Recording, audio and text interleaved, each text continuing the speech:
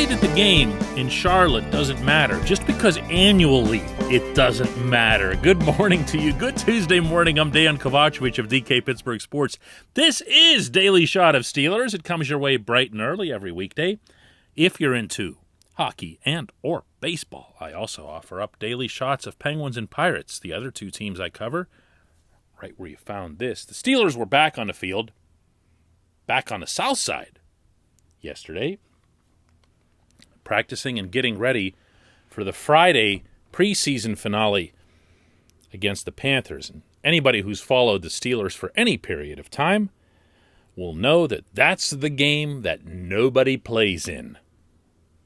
And it's also the one that, if the coaches were all being honest with you, they'd tell you they already know who's going to make the team. They know they're 53. There might be,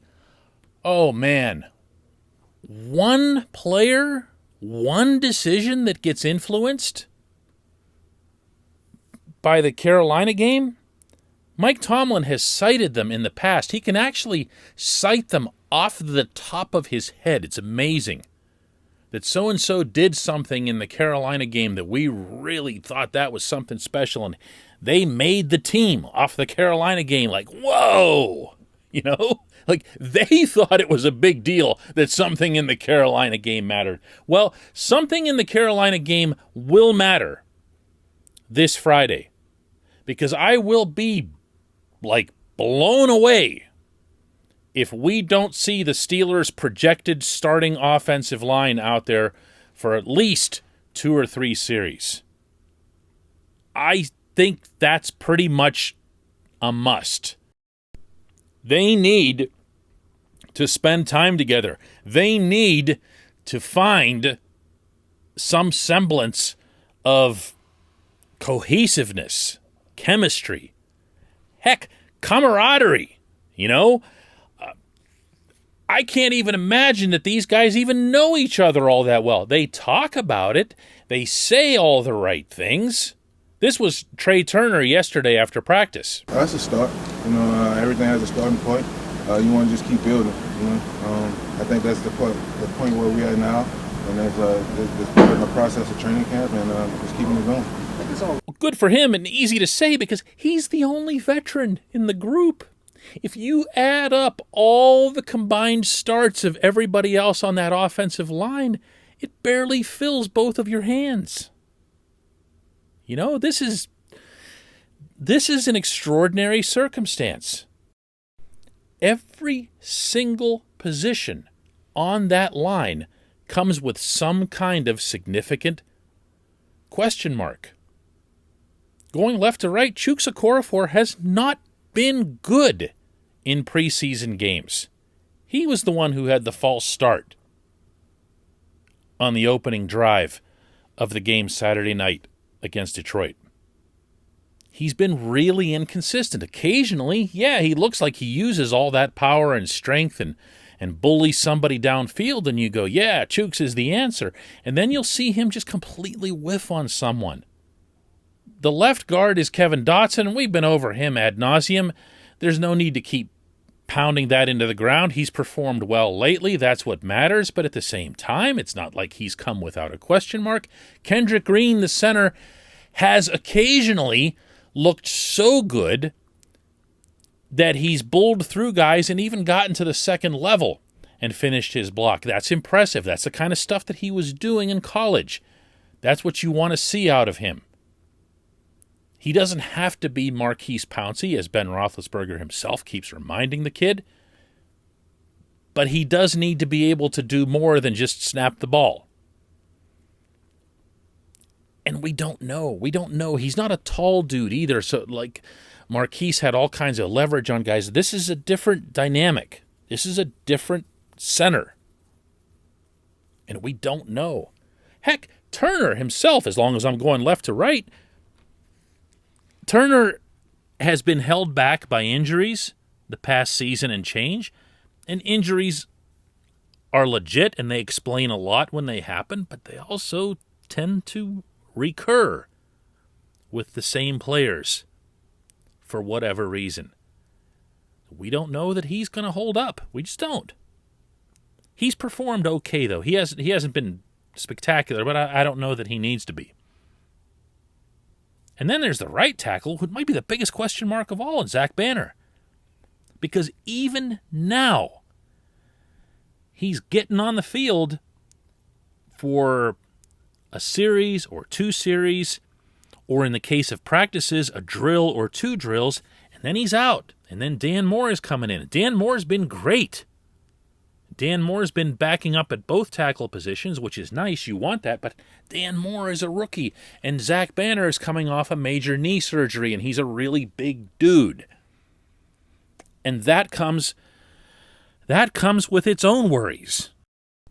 This portion of Daily Shot of Steelers is brought to you by Point Park University. Choose from nearly 100 career-focused programs leading to bachelor's, master's, and doctoral degrees. Choose how you'd like to take those in, whether it's at Point Park's gorgeous downtown Pittsburgh campus, whether it's online. Maybe a flexible hybrid format would work for you. Learn more about all of this at pointpark.edu. One more time, it's pointpark.edu. I do see reasons that this group, collectively and individually, exudes the confidence that it does. They don't come across in any way as panicked.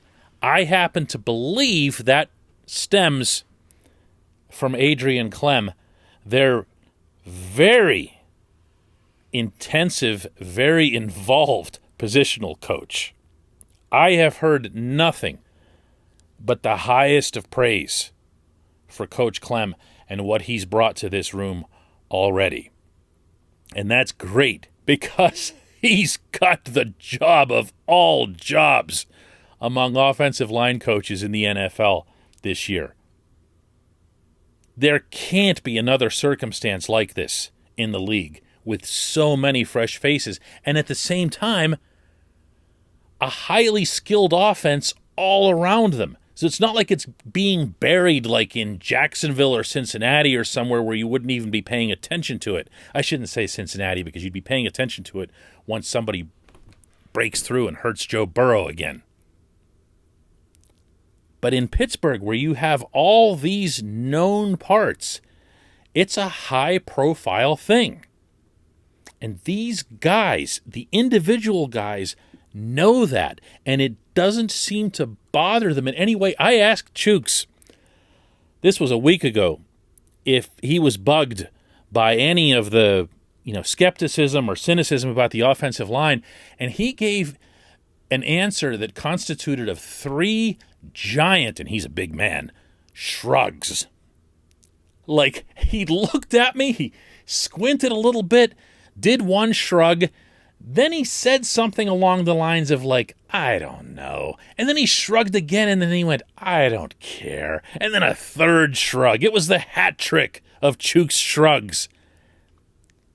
I don't think he does care. I don't know that any of them do. And I think this is wonderful. I think this is great for them. It's great for the positional room. And you know what? The head coach says all the same things. I have seen and heard now this head coach express worry about certain positions or certain players, and other than his early criticism of Dotson, the offensive line hasn't been one of them. There's just gotta be a reason for that, man. There's gotta be a reason for that. When we come back, just one question.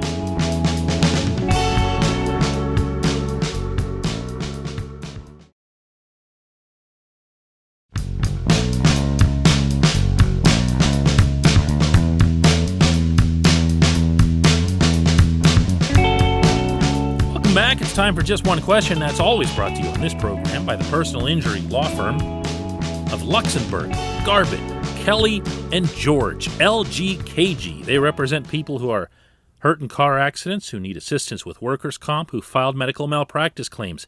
The attorneys at LGKG are super lawyers. That's a real thing. That's not my opinion. The super lawyer designation is reserved in Pennsylvania for the top 5% of all attorneys.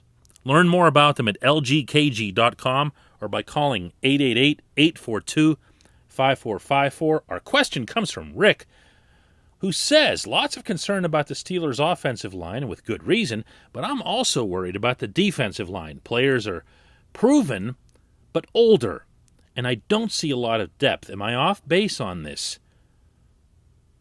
One or even worse, 2 injuries, and it's big trouble. Well, yeah, it is. It is. The thing is, though, Rick, you can say that about every position on every team. That's just the way the NFL is structured. 1 or 2 injuries at a position, and you're rolling guys out there that you have no interest in rolling out there. There are no teams that run 53 deep in starters. That said, I see what you're saying. I'm going to modify it a little bit here. And that's because the idea that Cam Hayward, Tyson Alualu, and Stephon Tuitt stay on the field all the time is something that gets shared in this direction a lot, but it actually isn't the case. They do rotate.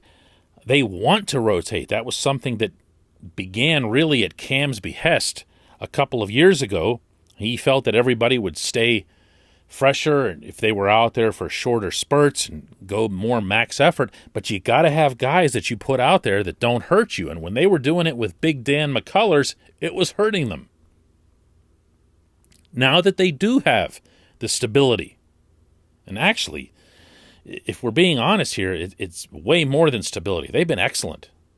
There are some metrics that suggest that the Steelers have the best defensive line in football if you categorize it as a defensive front and you count T.J. Watt and now Alex Highsmith, but last year Bud Dupree. These guys can get the job done, but you do want them to rotate. So you do want to see Carlos Davis, for example, take a step up, which he has in this camp. I have not always been kind to Carlos Davis. He has gotten the job done. He's made some plays, including plays that you wouldn't expect, plays that are kind of off the line. He's been hard in pursuit. He's been tough. He's been physical. He's gotten some penetration. This is what you need to see. This is what's been expected of him all along. Chris Wormley is a guy that normally I'd be thinking I would have mentioned first among this second string, except that I've really liked Davis's play, but Wormley is an NFL-capable guy, at the risk of sounding like Tomlin here. Isaiah Buggs has also, he's been good. I don't want to overstate any of these guys, including Davis. These guys have been good so far. You can also throw in there Henry Mondeau, who got significant snaps, if you'll recall, last season when Alualu went down. They didn't always go well for Henry, but you knew that he was a willing combatant, you know? And he most definitely is that.